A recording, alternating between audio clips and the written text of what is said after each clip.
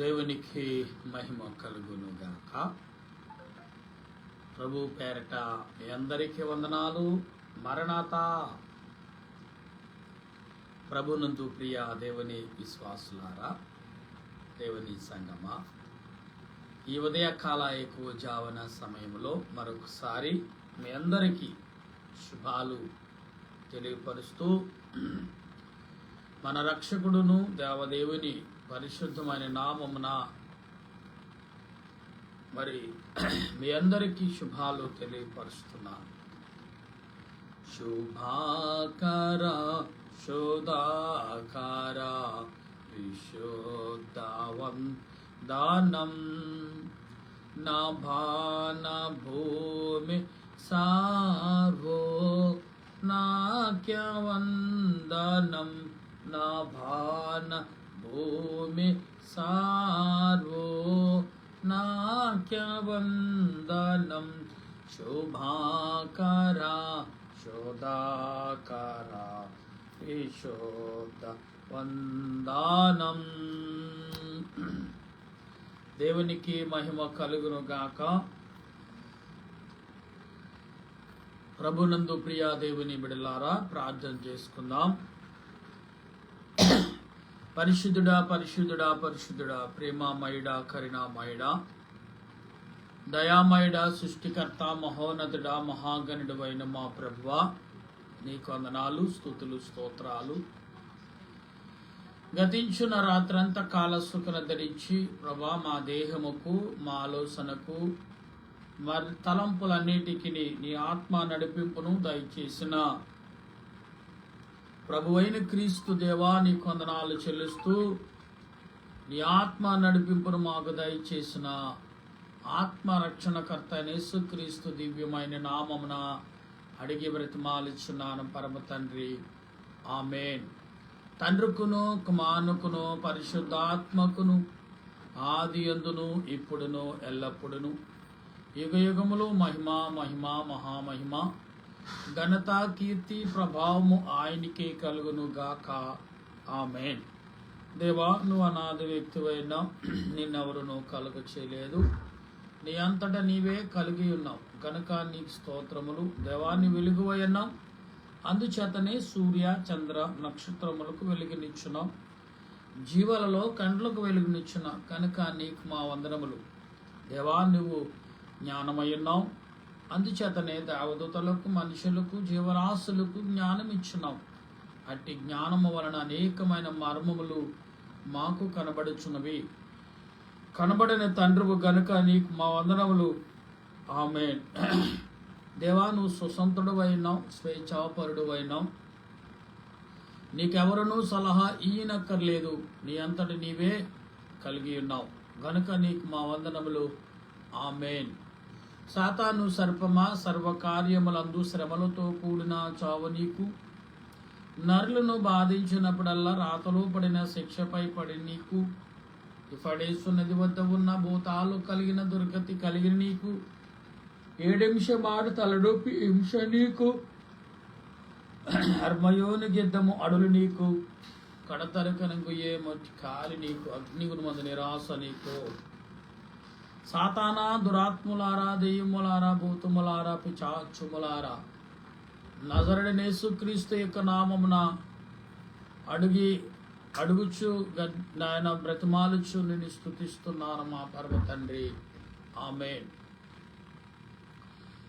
సైన్యములకు అధిపతి యెహోవా పరిశుద్ధుడు పరిశుద్ధుడు పరిశుద్ధుడు, సర్వలోకము ఆయన మహిమతో నిండినది, ఆమేన్. సైన్యములకు అధిపతి యెహోవా పరిశుద్ధుడు పరిశుద్ధుడు పరిశుద్ధుడు, సర్వలోకము ఆయన మహిమతో నిండి ఉన్నది, ఆమేన్. దేవుని వాక్యములో అనేకమైన మాటలు మనం చదువుకుందాం. కీర్తన 27 అధ్యాయమును మరి 97 అధ్యాయమును మనం చదువుకుందాం.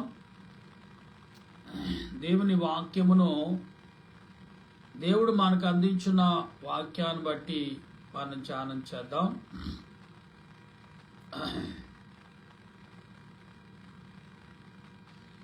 పరిశుద్ధాత్మ దేవుడు మనకు అందించిన భావమును బట్టి, ఆయన మనకు బయలుపరిచిన ఆదరణను బట్టి ప్రభువుని మనం స్తుతించేవారుగా ఉండవలసిన వారమై ఉన్నాం. చదువుదాం 197 అధ్యాయం కీర్తన గ్రంథం.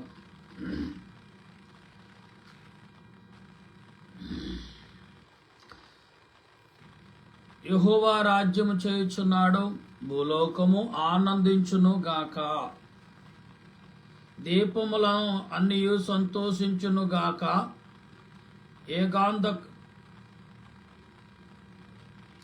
ఏకాంతకారము ఆయన చుట్టూ ఉండును.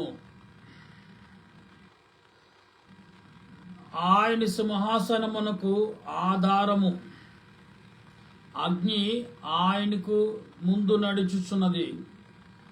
అది చుట్టూనున్న ఆయన శత్రువులను కాల్చివేయుచున్నది. ఆయన మెరుపులు లోకమును ప్రకాశింపచేయుచున్నది. భూమి దాను చూచి కంపించుచున్నది. యెహోవా సన్నిధిని, సర్వలోకనాథు సన్నిధిని పర్వతములు మైనువలే కరుగుచున్నవి. ఆకాశము ఆయన నీతిని తెలియచేయుచున్నది. సమస్త జనములకు ఆయన మహిమ కనపడుచున్నది. వ్యర్థ విగ్రహం బట్టి అతిశయపడుచు చెక్కిన ప్రతిమలను దూషించే వారందరూ సిగ్గుపడుదురు. సకల దేవతలు ఆయన నమస్కారం చేయును. యెహోవా సియోను నివాసులు ఆ సంగతి విని నీ న్యాయ విధులను బట్టి సంతోషించుచున్నారు. యోధా కుమార్తెలు ఆనందించుచున్నారు. ఎలాగనగా యెహోవా భూలోకమంతటికి పైగా నీవు మహోన్నతుడివై ఉన్నావు. సమస్త దేవతలకు పైగా నీవు అత్యుత్తముగా మహోన్నత్యము ఉన్నావు. యెహోవా ప్రేమించే వారులారా, చెడుదనమును అసహించుకునుడి.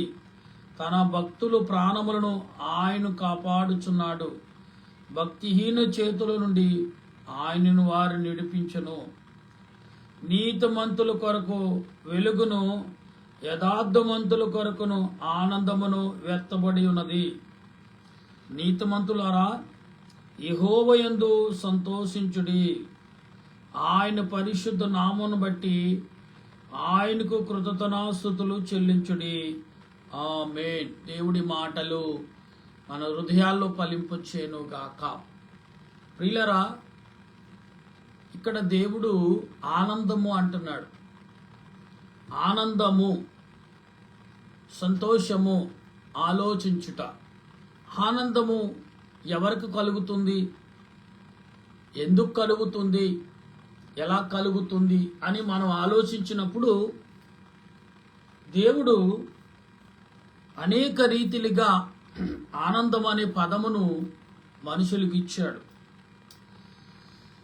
ఆదిలో ఆదామును సంతోషంగా ఉన్నప్పుడు తెలియని ఒక శక్తి వచ్చి ఆనందాన్ని చెడగొట్టేశాడు.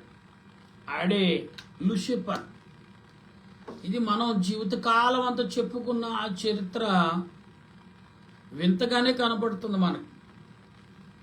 ఎందుకు అంటే పరిశుద్ధాత్మ దేవుడు ఆలోచన అలాంటిది. అవునండి. ఎలా నువ్వు దేని విషయంలో ఆనందంగా ఉన్నావు, దేని నిమిత్తములో ఆనందంగా ఉండగలవు, అసలు ఏం చేస్తే ఆనందంగా నువ్వు జీవించగలవు అని దేవుడు ఆలోచించి చేసిన నిర్ణయం, ఆలోచించి చేసిన పని చాలా ఆనందకరముగా మానవుడికి కల్పించాలని దేవుడు 1-2 సార్లు, అందుకే 6 దినాలు శ్రమించి 7వ దినం విశ్రాంతి తీసుకును అన్నాడు. అంటే మానవుడిని తయారు చేయటకు దేవుడు ఆలోచించాడు. మానవుడుకు ఆనందాన్ని కలిగి చేయటకు దేవుడు విశ్రాంతిని అంటే వెంటనే 6 దినాలు కష్టపడి 7వ దినమున విశ్రాంతిని పొందాడు దేవుడు అంటాం. ఈ విశ్రాంతి అనే పదము ఇవాళ నీకు నాకు ఇవ్వబడిన పదము కాదండి. విశ్రాంతి అనే పదం దేవుడు సృష్టించిన పదముగా మనకు కనబడుతుంది. ప్రియులరా, ఎందుకు దేవుడు ఈ పదాన్ని సృష్టించాడు? ఆనందము. ఆనందం అనే పదవులో ఏముంది? దేవుడి దగ్గర నుంచి వచ్చిందే కదా. ఇది కొత్తగా సృష్టించింది ఏముందని చాలా మంది ప్రశ్నించుకోవచ్చు. ఆనందకరమైనది నీ మార్గం, ఆశ్చర్యకరమైనది నీ మార్గం. ఇది దేవదాసయ్య గారు పాడిన పాట. ఆయన ప్రయాణం చేయించున్నప్పుడు కొన్ని సమయములో ఆనందం కలిగినప్పుడు ఆనందాన్ని దేవుని గణపరచాలని అనిపించిందండి ఆయనకి. అందుకే ఆనందకరమైన జీవితం అనే పాటను రాశారు అయ్యగారు.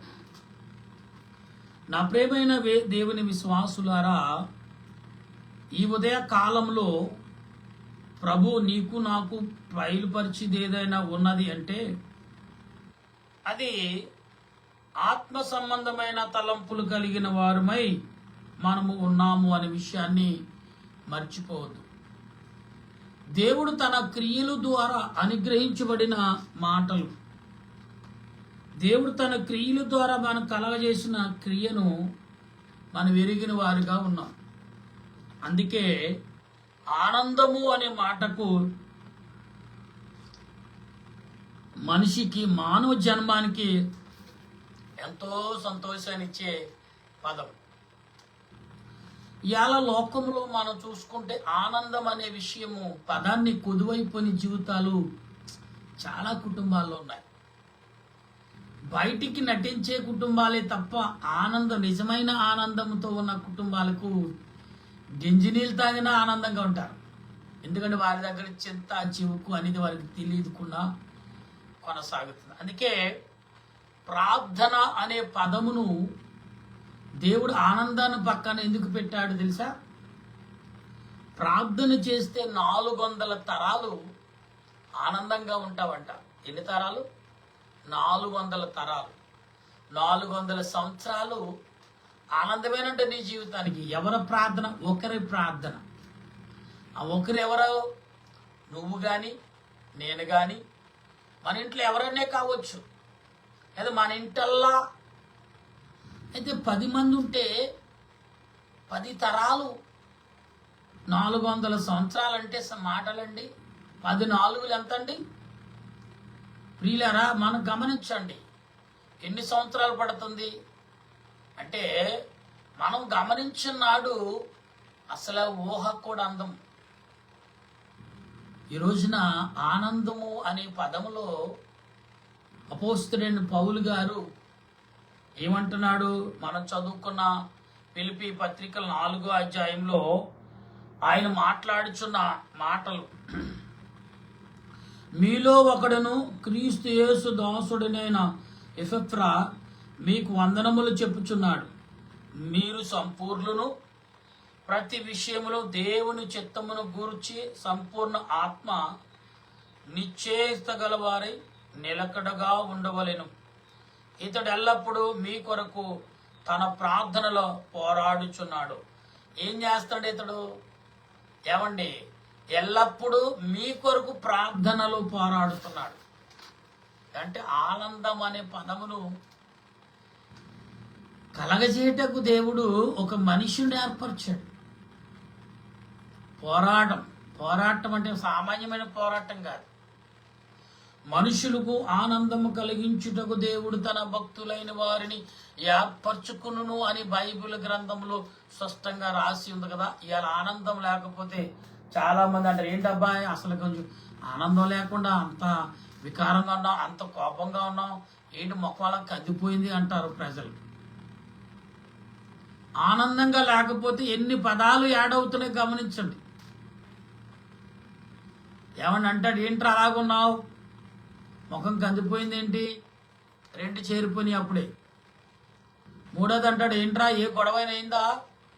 4వది ఏంటి తేడాగున్నావే. అని 5వది. ఇలాగ పదాలు ఆనందం అనేది లేకపోతే పదాలు అనేకమైన పదాలు నీ పక్కకు వచ్చేస్తాయి, నీవుగా భావిస్తాయి, నీలోకి వచ్చేస్తాక రెడీ అవుతాయి. దేవుడు అన్నాడు అది నీవు కావు, నీకొద్దు. అందుకే ఆనందం అనేది కలిగించుటకు యేసు ప్రభు ఈ లోకానికి వచ్చాడు. దేవుని కుమారుడుగా ఆయన వచ్చిన తీరు ఎలాంటిదంటే మనుషులకు ఆనందం కల్పించడమే ఆయన పని. అందుకే మనుషుడు ఎంత పాపము చేసినను క్రీస్తు రక్తములో కడగబడిన వాడు పరలోకములో ఆయనతో భోజనము చేయును అని అంటావు. భక్తుడు అపోస్తులుడైన పౌలే రాస్తాడు. అంటే కొత్త ఆకాశం కొత్త భూమి నువ్వు చూడగలుగుతున్నావంటే, చూడాలనుకుంటే అది మామూలుగా ద్వేషముతోనూ అసూయతోనూ అక్రముతోనూ పాపముతోనూ కోపముతోనూ ఏమంటే మనం చూడలేం. కొంతమంది చాలా బాగా నటిస్తారు, పెదాల మీద అసలు సిరినవ్వు పోనవరు, లోపల చేసే ప్లాన్ లోపల ఉంటుంది. లోపల 2 రకాలు కదా, 10 రకాలుగా యుద్ధం చేస్తాడు లోపల, అది బయటికి రానవాడు. అలాంటి వాడు క్యాన్సర్ వ్యాధి ఉండి ఎయిడ్స్ వ్యాధి ఉండి నటించేవాడితో సమానం. అర్థమైందా? వ్యభిచారు చేయకుండానే వ్యభిచారు చేయలేదని అందాన్ని కాపాడుకుని ఈనాడు మనుషులు అందాన్ని కాపాడుకు ఎన్నో రకాల ప్రయత్నం చేస్తున్నారు. ఏదో ఒక రోజున అందం వికారంగా మారేది ఉంది. అదే దేవుని రక్తము చేత కడగబడితే ఆ అందం కాస్త వికారం కాదు, అందం రెట్టింపు అవుతుంది, ఆనందం 10ంతలవుతుంది. అందుకే ఇక్కడ భక్తుడు అంటున్నాడు, నీ కొరకు బాగా బలముగా ప్రార్థన చేయుచున్నాడు. ఎందుకు చేస్తున్నాడు అతను? దేవుని పిల్లలైన వారికి అసలు చింత, చివుకు, బాధ, వేదన అసలు కనపడకూడదు అనే విషయంలో ప్రభు ఎదురు చూస్తున్నాడు. ఆయన కూడా అలాగే ప్రభు ఎదురు చూస్తున్నాడు వీరి కొరకు. వీరికి ఒక ఆనందమును మార్గమని ప్రయాణమును సిద్ధపడతామని అతడు ప్రయాసపడుచున్నాడు అంటున్నాడు. ఇక్కడ ఇంకా అన్నాడు ఏమని, ఇతడు అంటే నిక్షేత గలవారే నిలకడగా ఉండవనివ్వండి, ఇతడు ఎల్లప్పుడూ మీ కొరకు తన ప్రార్థనలో పోరాడుచున్నాడు.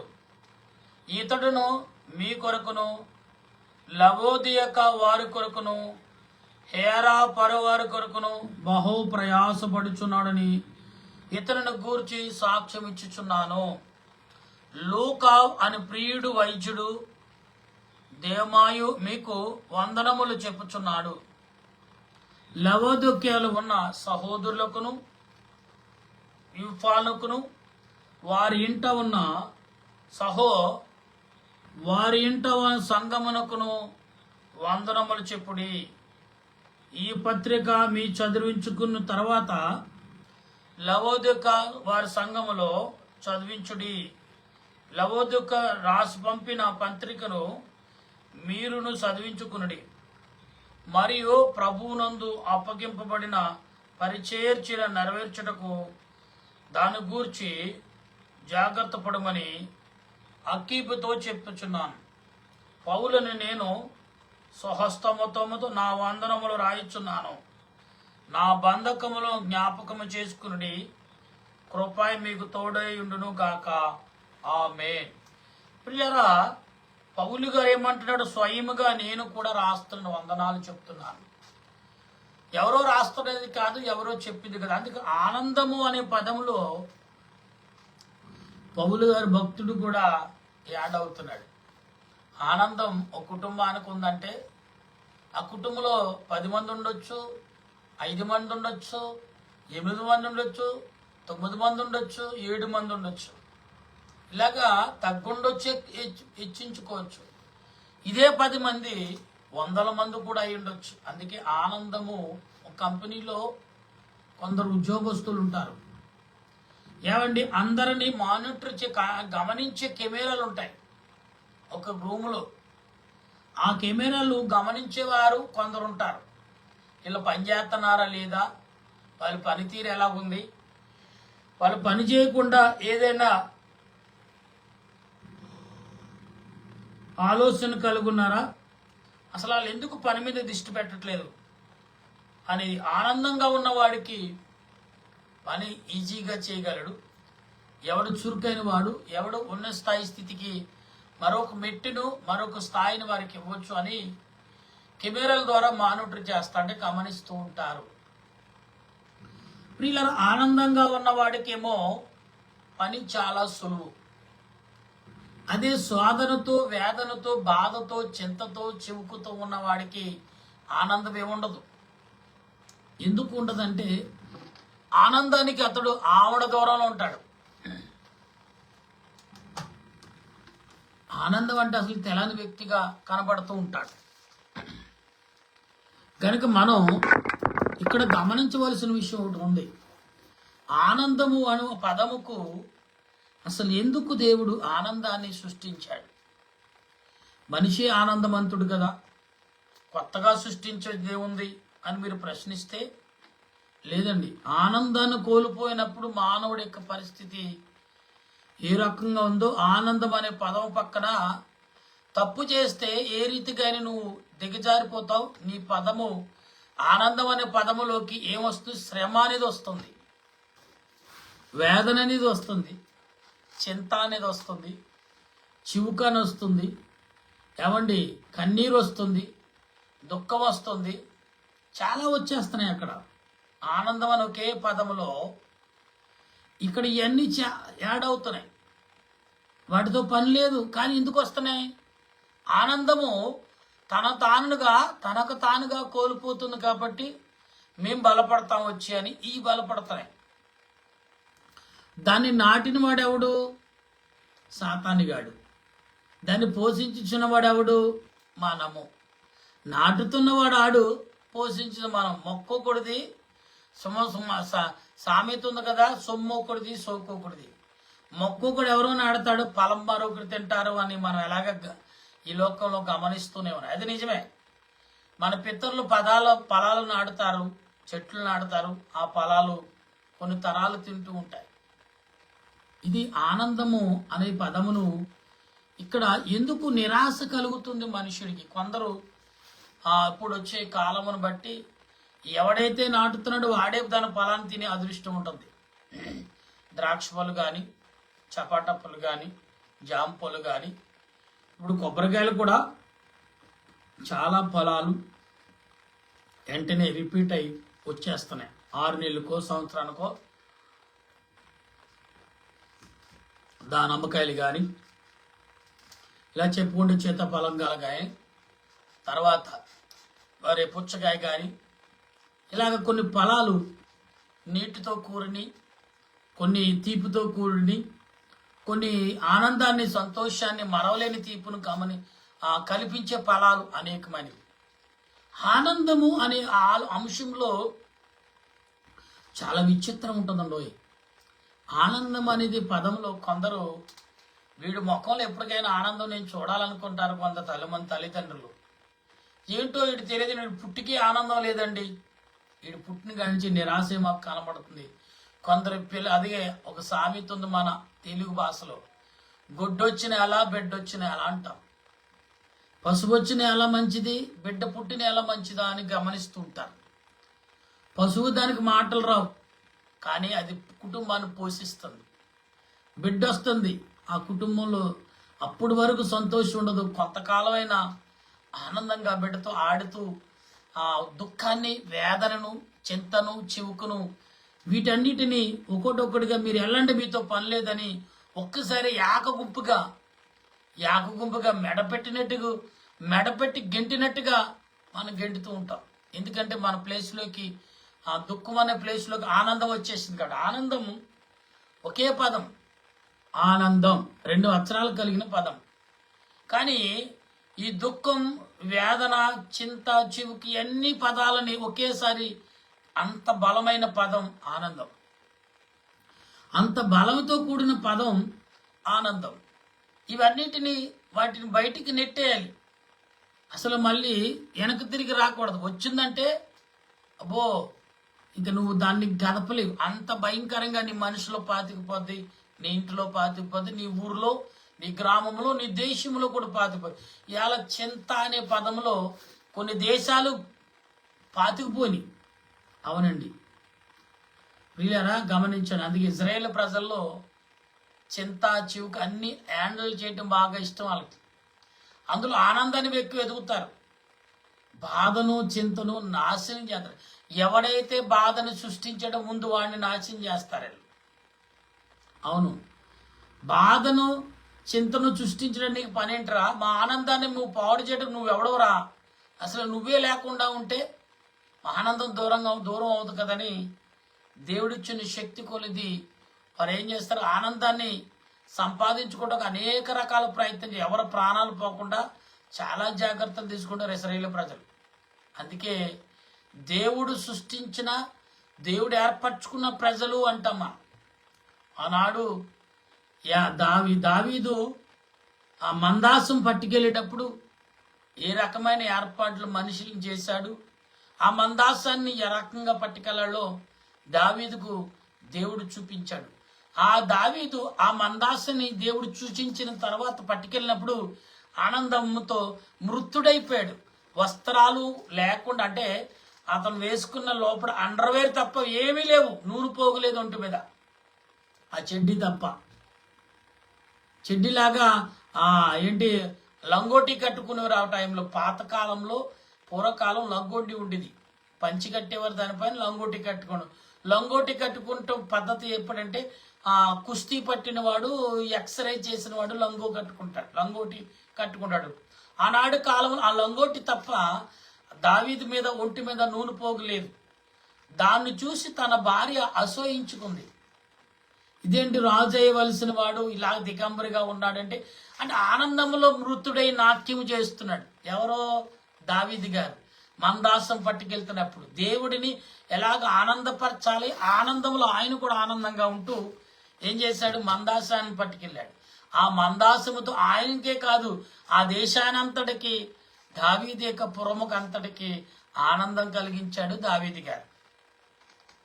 నా ప్రియమైన దేవుని బిడ్డలారా, ఈ రోజుల్లో మనుషులుగా మనం ఆనందాన్ని ఎందుకు సంపాదించుకోలేకపోతున్నాం? ఆనందం ఏమైనా బజార్లో దొరికేదండి అంటే కాదండి. నీ హృదయంలో పుట్టుకు రావాలి, అది నీ మనసులో అది రావాలి, ఉదయించాలి. సూర్యుడు పొద్దుగిరుడు పువ్వు సూర్యుడు కొరకు ఎలాగ ఎదురు తిరుగుతుందో అలాగ నీ మనసు ఆనందం అనే సూర్యుడు కొరకు ఎదురు తిరిగి చూడాలి. ఎస్, ఈ ఆనందం అనే పదం పౌలు గారు అంటున్నాడు, ఇదిగో మీ కొరకు దాసుడే దుఃఖపడుతూ కనిపెడుతూ ప్రార్థన చేస్తున్నాడు అంటున్నాడు పౌలు గారు. అందుకనే ప్రియులారా, ఆనందము అనే పదంలో అనేకమైన విషయాలు దేవుడు నీకు నాకు అందించాడు. ఆనందం, ఈ ఆనందం చాలా విషయాలు పిల్లల్లో ఎక్కువ చూస్తారు. పసిపిల్లలు వారంతటి వారు ఆనందంగా ఉంటారు. అవునండి, పుట్టిన పసిబిడ్డ ప్రతి వాడును చూడండి, ఒక శోకం వచ్చింది మన హిందూ గృహాల మధ్యన. ఆ హిందూ యొక్క ఆ దేవతల ఆ గుళ్ళు పైన ఒక మైకి పెట్టేవారు, వాళ్ళు సుప్రవార్తం పెట్టారు. పుట్టినవాడు కిట్టక తప్పదు, మరణించక తప్పదు అని ఒక శోకం పెట్టేవారు. అంటే అది నిజమే. ఎందుకంటే మీరు ఎప్పుడు ఆనందంగా ఉండండి, దుఃఖానికి మీరు లోబడకండి, దుఃఖం మీది కాదు అనే శోకాన్ని ప్రజలకు వినిపించుటకు పుట్టినవాడు మరణించక తప్పదు, మరణించిన వాడుకు కిట్టక తప్పదు అని ఒక శోకం. చచ్చిపోయిన వాళ్ళు తీసుకెళ్తున్నప్పుడు ఆ మైకులు పెడుతూ ఉంటారు ఆ వేళ్ల మీద. ప్రియులరా గమనించండి, దేవుడు ఎందుకు ప్రియులరా, కొందరు అసలు నిజంగా బిడ్డ పుట్టినప్పుడు ఆనందం కాదంట, ఆ బిడ్డ చనిపోయినప్పుడు ఆనందపడే కొన్ని జాతులు ఉన్నాయి. కొన్ని జాతులు బిడ్డ పుట్టినప్పుడు ఏడిస్తాయి. ఎందుకురా మా మధ్యకు వచ్చావు, ఎందుకురా ఈ పాపలోకానికి వచ్చావని కొంతమంది ఏడ్చేవారు ఉన్నారు. చనిపోయినప్పుడు ఆనందముతో పంపించేవారు ఉన్నారు, నవ్వుతూ చక్కగా విందులు వినోదాలు చేసుకుంటూ సెంటులు జల్లుకుంటూ. నిజంగా సంగతి తెలుసా, చచ్చిపోయిన వాడి చుట్టూ చెంటు చల్లుతారు, పూలు చల్లుతారు. ఎందుకంటే వాడిని పెళ్లి కొడుకులుగా తయారు చేసి చనిపోయిన యొక్క శవాన్ని చెంటు, పువ్వులు, పౌడరు, కొత్త వస్త్రాలు, స్నానం చేసి మరీ పంపుతారు. ప్రియులరా, ఈ భూలోకానికి పుట్టిన బిడ్డకు మైలు కడిగి స్నానం చేసి పవిత్రపరిచి లోకాన్ని ఆహ్వానించుకున్నారు. అలాగనే మరలా ఈ చచ్చిపోయిన వాడికి స్నానం చేపించి ఎందుకు పంపుతారు? వాడు బ్రతికినంత కాలము వాడు వచ్చినప్పుడు పరిశుద్ధుడిగా వచ్చాడు, తిరిగి లేపినప్పుడు శుద్ధుడిగా వెళ్ళాలి అనే భావం మాత్రం మనుషులకి బాగా తడుతుంది. అది ఎవరికంటే అందరికి వర్తిస్తుంది. ఆ సిద్ధాంతం స్నానం చేయించాలనే సిద్ధాంతం అందరికి. పుట్టిన మైలుతో ఆ బిడ్డని అలాగే పొత్తుగుడ్లతో చుట్టు పెట్టరు. యేసు ప్రభుని మరి ఏం చేసి తన పొత్తుగుడ్డలతో తుడిచి పరుండ చేసిందని మన బైబిల్ గ్రంథంలో లోకాసు వార్తలో చదువుతాం. నా ప్రియమైన దేవుని బిడ్డలారా, మనుషులను ఆనందముగా ఉండాలంటే నీ శరీరంలో గాయమైన గాని ఆనందాన్ని, కొంతమంది తన దేహానికి లోపల ఎన్నో వ్యాధులున్న కొందరు ఆనందాన్ని కనపరుస్తారు. అప్పుడు అవరే ఏమిరా వీడెంత బలహీనతగా ఉన్నా కానీ మనుషుల మధ్యన ఎంత ఉత్సాహంగా, ఎంత ఉల్లాసంగా అబ్బా కేరింతలు కొడుతున్నాడు, వీడికంటే బ్రతుకు. మనము మధ్యన చూసాం పోయిన సంవత్సరంలో ఒక సేవకుడు 25 సంవత్సరాల చేత ఏమని క్యాన్సర్తో బాధపడుతూ సిల్వర్ జూబులు చేసుకున్నాడు. ఆయన ఏమన్నాడు తెలుసా? నేను బ్రతుకును కొరకు లేదా వివాహం చేసుకున్నందుకు కాదండి నేను సిల్వర్ జూబులు చేసుకున్నది, నేను క్యాన్సర్ వ్యాధితో బాధపడుతూ సిల్వర్ జూబులు చేసుకుంటూ నా ముఖములో చిరునవ్వు కనపరుస్తున్నా, అంటే ఆనందాన్ని చూపిస్తున్నాను. అది ఎవరికి సాధ్యం అంటే క్రైస్తవుడికి మాత్రమే సాధ్యం. దేవుని నమ్మిన వాడికే ఆనందమును పొందగల శక్తిమంతుడు అని ఆయన ఒక సాక్ష్యం స్టేట్మెంట్ ఇచ్చేశాడు. ఎందుకంటే 25 సంవత్సరాలు వ్యాధితో ఆయన ఆనందంగా ఉన్నాను అన్నాడు. ఎలా ఆనందంగా ఉండుతూ వ్యాధిని కొనసాగించేవారు ఎవరైనా ఉన్నారా చెప్పండి? ఒక వ్యాధితో పడిన వాడికి 10 మంది సపారీలు చేయాలి, 10 మంది వాడికి అన్ని రకాల సేవలు చేయాలి. ఎందుకంటే ధనవంతుడైతే ఇంకా తిరిగేలేదు, వాడు ఏ ధనము ఎవరి పేరుని రాస్తాడో అని కొడుకులు, మనవాళ్ళు, తాతలు, ముదు మనవాళ్ళు అందరూ కూడా వెనక పెడుతూ ఉంటారు సేవ చేయటం. ఎందుకంటే ఎవరి మీదైనా కనికరం చూపించపోతాడా, వారి పేరు అందులో రాయకపోతాడా అని. ఇదొక ఆనందం. ప్రియులారా, పదాలకు ఒక్కొక్క పదాలు దేవుడు ఎందుకు ఇస్తున్నాడు ఈ కడవరి దినాల్లో మనకి? ఒక్కసారి మీరు ఆలోచించండి. ఆనందము అనే పదము వ్యాధులని తొలగిస్తుందంట. ఆనందం. కొందరు నాట్యం చేస్తారు, అంటే కొందరు వాయిద్యాలు కొట్టగానే ఎక్కడ లేని ఆనందం, ఉత్సాహం పుంజుకొస్తుంది. ఎలాగంటే శరీరం దావీదు నాట్యం చేసినట్టుగా వాయిద్యాలు శబ్దాలు వినగానే ఆటోమేటిక్గా చేతులు కాళ్ళు ఆడుతూ ఉంటాయి, నువ్వు చెప్పక్కర్లా. అంటే ఆ శబ్దాలు చూసి ఆటోమేటిక్గా స్పందిస్తూ ఉంటాయి దేహం, ఎముకలు, కండనారాలు, రక్తంతో సహా నాట్యము చేస్తూ ఉంటుంది. అంటే దేవుడు సృష్టించిన ఆయన నాట్యాన్ని మానవ యొక్క దేహానికి ఉత్సాహం కలిగిస్తున్నాయి. అటువంటి ఆనందాన్ని నువ్వు ఇవ్వగలుగుతున్నావా? అటువంటి సంతోషాన్ని ఇవ్వగలుగుతున్నావా సహోదరుడా? అటువంటి ఆత్మ నడిపింపు నువ్వు కలిగి ఉన్నావా? ఇవాళ ఉదయకాలంలో దేవుడు నిన్నే అడుగుతున్నాడు, కుమారుడా, కుమార్తె. గమనిద్దాం ఒకసారి. ఆనందము అనే పదములో ఎన్నో రకాలు సంతోషాలు ఉన్నాయి. ఆనందము, ఈ ఆనందము కావాలంటే భక్తులు అన్నాడు, ఇదిగో నీ కొరకు దుఃఖముతో ప్రార్థన, అంటే మీ అందరి కొరకు నేను దుఃఖపడినా, నేను శ్రమపడినా పర్లేదు, మీలో ఆనందం ఉంది చూడాలి అనుకున్నాడు. చూడండి, మోషే అక్కగారు మిరియా ఏం చేసింది తెలుసు కదా? ఆమె తమ్ముడు సంతోషంగా ఉన్నాడని చూడలేక అసూయపడింది. అసూయతో పాటు ఏం కుష్టి వ్యాధి సంపాదించుకుంది మోషే అక్కగారు. ఆ మోషే అక్కగారు తనకు మళ్ళీ ఆనందం కలిగి చేయటం కోసం ఆయన ఉపవాసం ఉండి కన్నీరు కార్చాడు దేవుని ఎదురు. ప్రభువా, ఆమె తెలియక చేసింది, క్షమించు ప్రభువా అని. ఈ ఉదయ కాలంలో వింటున్న నీవు నేను ఆనందం అనే పదం ఎంత బలమైనది, ఎంత దృఢమైనది, ఎంత బలమైన పునాదిగా మార్చుకుంటున్నాం. నీతో పాటు నీ పిల్లలకు కూడా అది అందించేవారై ఉండాలి. నీతో పాటు నీ బిడ్డలకు కూడా అది కలగజేసేవారమై ఉండాలి. నీతో పాటు నీ జీవిత సమాంధులు భాగస్థులకు కూడా దాన్ని అందించాలి. ఇది దేవుడు చెప్పుచున్న పదవండి. నా ప్రియమైన దేవుని బిడ్డలారా, ఈ ఉదయ కాలంలో ఆనందంగా జీవించుటకు నీ జీవితాన్ని ఉరుకు పరుకులుగా మార్చుకుంటున్నావా? నీ జీవితాన్ని ఏ రకంగా చిత్రీకరించుకుంటున్నావు? రోజు చిత్రీకరించుకోవాలి మన జీవితాన్ని. రొటీన్ అనే జీవితంలో చాలామంది అరే ఏంట్రా బాయ్ శరీరం మంచి ఆనందం లేకుండా రొటీన్గా జీవించే జీవితమైనా, కొత్త తరాన్ని నేర్చుకుందాం, కొత్త తరాన్ని పొందుదామని చాలామంది ఆనందం కోసం దేశాలు దాటి వెళ్తారు. కొందరు దేశాలు చుట్టూ వస్తున్నారు. అనేకులకు ఆ దేశాలు ఒక వింతలు వినోదాలు చూపిస్తున్నారు ఆనందంగా ఉంటాను కొరకు. ఎందుకని టెక్నాలజీ పెరిగింది. ప్రతివాడు అన్ని రకాల రుచులు ఆస్వాదిస్తూ, అన్ని రకాల వింతలు వినోదాలు ఆస్వాదిస్తూ, ఆనందాన్ని పొందుతూ, అనేకులకు చూపించచ్చు, అనేకులతో వారు కూడా భాగస్థులు కావాలని ప్రయత్నం చేసే ఆనందం.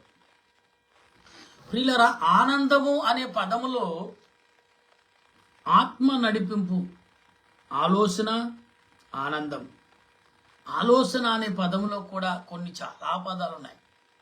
ఆలోచన కంటే ఆనందము ఎప్పుడు కలుగుతుందంటే మనిషికి దుఃఖము, చింత, చివుకు అంటే అప్పులు, బాధలు, శ్రమ ఏమీ లేనప్పుడు ప్రశాంత్ అన్నీ ఉన్న ఆనందంగా ఉండేవాడు ఉంటాడనేది కూడా గ్యారంటీ లేదు.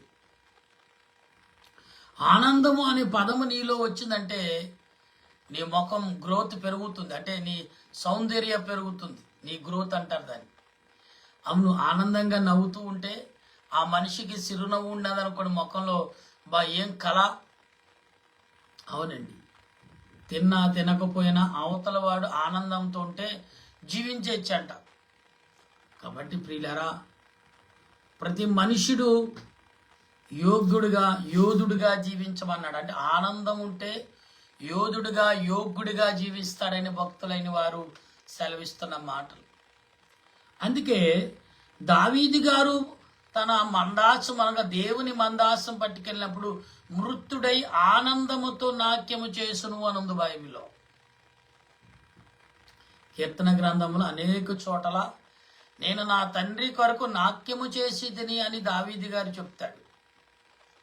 ప్రియులారా, ఆనందము అనేది పదము మనుషులు ఒక రాతతోనూ ఒక పదముతో వచ్చి దేవుడును అడిగి సంపాదించుకునే పదం ఆనందం. ఇద్దరు వ్యక్తుల మధ్యన ఆనందం పడుతుంది. అది శరీర సంబంధమైన ఆనందం. ఆత్మ సంబంధమైన ఆనందం కావాలంటే నువ్వు శ్రమ పడాలి, దేవుని దగ్గర కన్నీరు కాల్చుకోవాలి. నీ శరీరం నలగొట్టుకుంటే వచ్చే ఆనందం వేరు, దేవుని ఎదుట స్వతంత్రముతో సంపాదించుకున్న ఆనందం వేరు. ఈ ఆనందం ఎటువంటిదంటే ఆత్మతో కూడిన ఆనందం. దేవుని ఆత్మ నీలోకి వస్తే ఆనందమే వేరేందండి. వృద్ధుడువైనను ఉత్సాహముతో ఉల్లాసముతో నీవు కేరింతలు కొడతావని దేవుడు ఎలాగైతే చెప్పుడు ఆనందం అనే పదములో దేవుడు ఆశ్చర్యపరిచాడు. అందుకనే ఆది యందు వాక్యము దేవుని ఎదురు, దేవుడే వాక్యముడు. ఆ దేవుని వాక్యము ఈ లోకానికి వెలుగై ఉన్నదని అపొస్తలుడైన పౌలు చెప్పుచున్నట్టుగా ఆత్మ తలంపులు అన్నాడు. అంటే ఆత్మ తలంపులు వేరు, ఆనందం వేరు, ఆశ్చర్యం వేరు. పదాలు వేరే. ప్రతి పదాలకు గంటల తరబడి వాక్యాన్ని మనం వివరించవచ్చు. ఆనందం, మనుషుల్లో ఆనందం అనేది ఎంతగా కొదువైపోయింది అనేది చూస్తే దావీదు గారి యొక్క చరిత్రను, అలాగే అపోస్తలుడైన పౌలు గారి చరిత్రను, ప్రకటన గ్రంథం రాసిన యోహాను గారు, బాప్తీసం ఇచ్చిన యోహాను గారు కాదండోయ్, ఆ పద్మదీపంలో ఉన్న యోహాను గారు, అలాగే బాప్తీసం ఇచ్చిన యోహాను గారు ప్రజల్లో ఆనందాన్ని నిలుకొలుపుటకు ఏమన్నారు తెలుసా? సర్ప సంతానమా అని పలకరించాడు. సర్ప సంతానం ఏం చేద్దు? ప్రజల్లో ఆనందాన్ని లేకుండా ఏని శ్రమనే కల్పించడానికి వచ్చిన దాన్ని ఏం అన్నాడు? ఓ సర్ప సంతానమా, నువ్వు ఎన్నాళ్ళు ఇలా చేస్తావు? ఇదిగో నా తండ్రి యొక్క ఆనందాన్ని, నా దేవదేవుని యొక్క ఆనందాన్ని ఇదిగో ప్రచురము చేయటకు నేను నీ మధ్యకు వచ్చాను. నాతో తట్టుకోగలదా? మనం ఢీక్కుందాం, మనం యుద్ధం చేద్దామని యోహాను గారు, ఎవరు బాప్తీసిచ్చి యోహాను గారు పిలుస్తున్నాడు. ఎవరిని?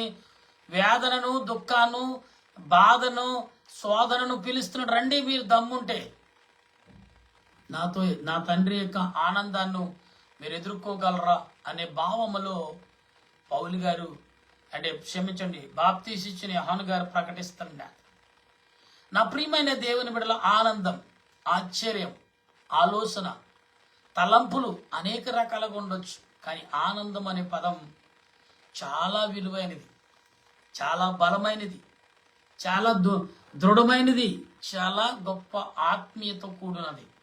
ఆనందం అనే మనుషులకు కనపడినప్పుడు ఆ సంఘము కానీ, ఆ ఇల్లు కానీ, ఆ దేశము కానీ, ఆ మనుషుడు కానీ ఎంతగా మరి తగ మెరిచిపోతాడో. 100 మెగావాట్ల బల్బులు పెడితే వెలిగేస్తే ఎంత వస్తుందో అంతగా తన ముఖం వెలిగిపోతుంది. ఆనందము కొరకు లక్షల రూపాయలు ఖర్చు పెట్టేవారు లేరా? ఉన్నారు. తన ఇంటిని, తన ఊరిని, తన గ్రామాన్ని వెలిగించుకునేవారు లేరా? ఉన్నారు. ప్రజల్లో ఆనందము చూడటకు నాయకులతో సహా ప్రధానులు, ముఖ్యమంత్రులు, కొన్ని దేశాలు, కొన్ని గ్రామాలని ఆ దత్తత తీసుకుని ఆనందములు, వారి ముఖములు ఆనందము చూడటకు, ఇతని వల్ల ఆనందం మాకు దొరికింది అనిపించుకుంటకు ఎంత శ్రమ పడుతున్నారు. ఎస్, చాలా సంఘాలు సేవకుల ద్వారా, విశ్వాసుల ద్వారా ఇవాళ ఇంత ఆనందంగా సంతోషంగా ఉన్నామంటే అది మా సేవకుడు ద్వారానండి అంటారు. ఎంతమంది అలాగ అనిపించుకుంటున్నారు? నా ప్రియమైన దేవుని బిడ్డలారా, ఈ ఉదయ కాలంలో వింటున్న మీరు కానీ నేను కానీ మనమందరము ఆనందము అనే ఆలోచనలోకి వచ్చినప్పుడు దేవుడు నీ పట్ల, నా పట్ల అనేకమైన ఆలోచనలను ఇచ్చేవాడిగా ఉన్నాడు. అటువంటి దీవెన నీకు కావాలనుకుంటే ప్రార్థన చేద్దాం. ప్రార్థన, అట్టి దీవెన దేవదేవుడు మనకు అందరికి అందించును గాక. ఆమె ప్రార్థన. మహోన్నతుడా, మహాగణుడు అయిన దేవా, ఒక పదము వెనకాల ఎన్నో పదాలు దాగబడి ఉన్నాయి, ఎన్నో పదాలు అమర్చబడి ఉన్నాయి, ఎన్నో పదాలు దాన్ని ఎదిరించేదిగా ఉన్నవి, ఎన్నో పదాలు పోటీపడి ఆ పదాలను అసలు కంటుకు కనపడకుండా చేయాలని ఎదురు చూస్తున్నాయి. కానీ ఒకే పదం, ఆనందం అనే పదం, అనేక పదాలను ఏలుబడి చేసే రాజు వలె నిలబడింది. కనుక దేవా, నీ ఆత్మ నడిపింపు, నీ ఆలోచన క్రియలను ప్రతి మనుషుడుకు కలగజేసి నీ సన్నిధి మాకు తోడుగా ఉంచి మమ్మల్ని బలపరిచిన మా ప్రభానికి స్తోత్రాలు. ఈ ఉదయకాలం ఏక ఉచ్చావన ప్రతి మనిషిలో ఆనందం, ప్రతి మనిషిలో సంతోషం, ప్రతి మనిషిలో ఆత్మీయత కలగజేసి నీ ఆలోచన క్రియలతో తన ఆనందాన్ని ప్రతి మనిషి పొందగల శక్తిని కలగజేసి నడిపించమని ఇదేన దాసుడి నేను చేస్తున్న నా ప్రార్థన అంగీకరించి మరణాత ప్రార్థన సన్నిధి నుండి నేను చేయించిన ఈ ప్రార్థన, ఈ విజ్ఞాపన, ఈ విన్నపము అంగీకరించి నా దేశ ప్రజలకు, నా దేశవాసులకు, అలాగే నా గ్రామవాసులకు, నా గ్రామ ప్రజలకు, నా ఇంటి ప్రజలకు, నా చుట్టుపక్కల ఉన్న ప్రజలకు ఆనందము, తండ్రి సంతోషమును కలగజేసి, ఆత్మీయత కలగజేసి నీ ఆత్మ సహాయమును సమకూర్చి నడిపించమని దీనదాసుడని నేను చేర్చిన నా ప్రార్థన ఆలకించండి, అంగీకరించి మేలుతరంతో దీవెనకరముగా ఈనాడు ప్రజలందరకును, ఈనాడు ఈ ఉదయకాలం సూర్యుడు ఉదయించి మొదలుకుని అస్తమించే వరకు అందరిలో ఆనందమును, సంతోషమును కలగజేసి నడిపించమని మా రక్షకుడును ప్రభు అయిన యేసుక్రీస్తు యొక్క దివ్యమైన నామమున అడిగి ప్రార్థన చేయుచున్నాను మా పరమ తండ్రి. ఆమేన్. పరలోక మా పరమ తండ్రి ఈ నామను పరిశుద్ధపరచునుగా, నీ రాజ్యం వచ్చునుగా, నీ చిత్తం పరలోకమందు నెరవేరినట్లు భూమి యందు నెరవేరిన గాక. మానవుడు మాకు దయచే మా ప్రార్థన చేసేవారు క్షమించిన ప్రకారం మా ప్రార్థన క్షమించి మమ్మల్ని శోధనకి అక్కడిని తప్పించు. రాజ్యము శక్తి మహిమ నిరంతరం నా తండ్రి ఆమేన్. ఏశ్రత్మే జయం అపాధికం ప్రవేశరత్మే జయం అపాధికం ప్రవేశ సంపూర్ణ విజయం అపాధికనంత కల్లాశం. హల్లెలూయా హల్లెలూయా హల్లెలూయా. స్తోత్రం స్తోత్రం స్తోత్రం. ఆమేన్ ఆమేన్ ఆమేన్.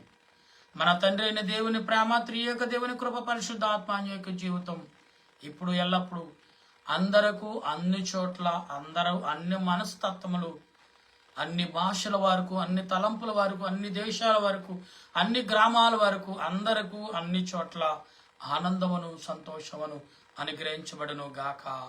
ఆమేన్ ఆమేన్ ఆమేన్. మీ అందరికి వందనాలు. మరణాత. ఈ శుభోదయం మీ అందరికీ గుడ్ మార్నింగ్. ఆనందముగా గడుపుటకును దేవుడు సంపూర్ణమైన ఆశీర్వాదం మీకు అందించును గాక. ఆమేన్. మరణాత.